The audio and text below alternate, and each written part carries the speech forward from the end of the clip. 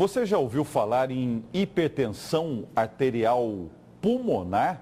Diferente da hipertensão arterial comum, a doença atinge os pulmões, pode levar à morte em até 3 anos, além da dificuldade para encontrar medicamentos para controle do avanço da doença. Para explicar melhor as causas, sintomas e dificuldades enfrentadas pelos pacientes, está ao vivo aqui no Jornal da Manhã a presidente da Associação Brasileira de Hipertensão Pulmonar, Paula Menezes. Bom dia, obrigado pela presença aqui com a gente. Bom dia, obrigada pelo convite. Explique pra gente essa história. Então, quer dizer que, além daquela hipertensão, que a gente tem que fazer o monitoramento do 12/8, para não afetar aí, para não dar derrame, infarto ou insuficiência renal, tem também a hipertensão que atinge os pulmões. Dos pulmões, exatamente. Ela tem consequências um pouco graves, a arterial comum, ela é de fácil manutenção, né? Muito ouvida, já muito popular, a pessoa toma um remedinho.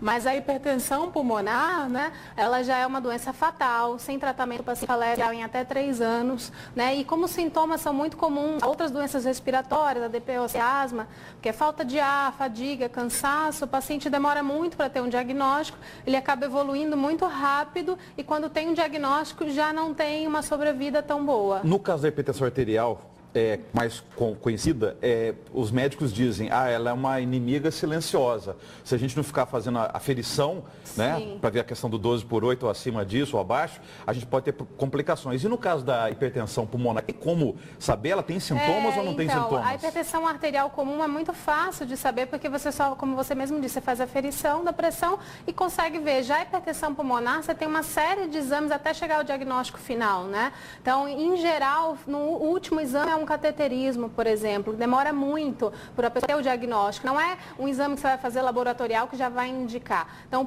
o médico precisa desconfiar para ele aí seguir uma linha de exames para tentar ver se realmente é hipertensão pulmonar. Quais são os médicos especialistas em hipertensão pulmonar? Em geral, pneumologista e cardiologista, né? Mas assim, não são todos que conhecem. Então, a gente tem um percurso de um paciente aí, em geral, mais de 1 ano para conseguir o diagnóstico final. Então, só no centro de referência, normalmente é que a gente consegue ter médicos capacitados para diagnosticar e para tratar. E são poucos centros de referências no Brasil. Aqui no Mato Grosso é o Hospital Júlio Miller, que existe a doutora Solange, que cuida dos pacientes de hipertensão pulmonar. Se eventualmente você for a um médico particular, ou médico de convênio, dificilmente ele vai conhecer porque é uma doença muito rara, com baixa incidência. Sintomas não, melhor dizendo, exames. Quais são os exames principais para se diagnosticar a hipertensão pulmonar? Olha, eu não sou médica, né? Eu tenho uma experiência pessoal de ouvir falar, mas o que a gente vê é que o primeiro exame que indica a possibilidade é um ecocardiograma. Mas aí, como eu disse, o médico tem que conhecer para ele suspeitar daquilo e seguir uma linha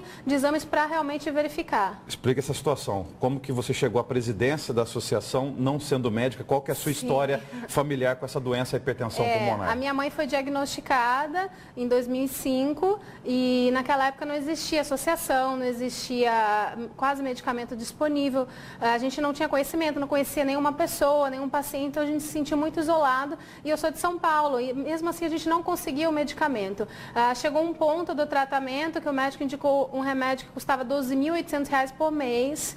E aí meu pai comprou 1 mês, 2 meses, 3 meses e a gente já tinha fundado a associação, mesmo assim a secretaria não liberava pra gente como associação, assim, com o poder que a gente já tinha. E infelizmente minha mãe faleceu em 2007, mas eu acabei seguindo o trabalho. Hoje a gente já tem aí mais de 500 associados, a gente tem 10 grupos de apoio pelo Brasil, aqui em Cuiabá tem no Nordeste, enfim, tem em vários lugares do Brasil a gente faz esse trabalho de conscientização. O que falta em nível de Brasil? Uma política pública, Ministério da Saúde, a Secretaria Estaduais de Saúde, o que está faltando para atender esses pacientes, aí não só em nível de prevenção, de tratamento e para evitar as mortes mesmo? Sim, o que acontece? Hoje cada estado está elaborando a sua própria política de saúde em relação à hipertensão pulmonar. Porém, com muitas especificidades, a gente precisa de uma política nacional, né? Até porque a gente não quer simplesmente que o Estado dê remédio sem critério. A gente precisa seguir um protocolo. É uma doença muito difícil de tratar. Então, hoje a gente tem um protocolo nacional de tratamento da hipertensão arterial pulmonar, porém é um protocolo muito falho. De 12 medicamentos que existem no mundo, ele contempla apenas 3 e E os pacientes tomam muitas vezes medicamentos combinados, né? Às vezes você vai ao médico, ele manda você tomar 2, 3 medicamentos. Imagina uma doença fatal.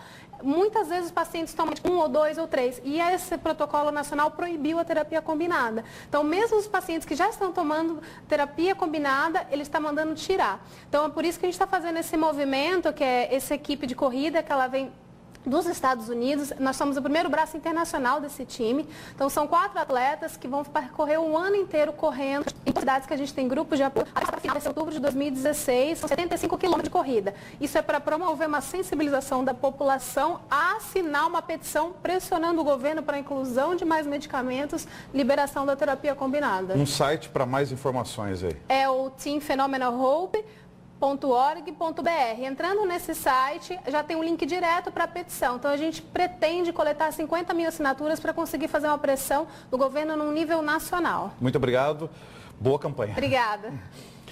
Vamos às notícias do esporte.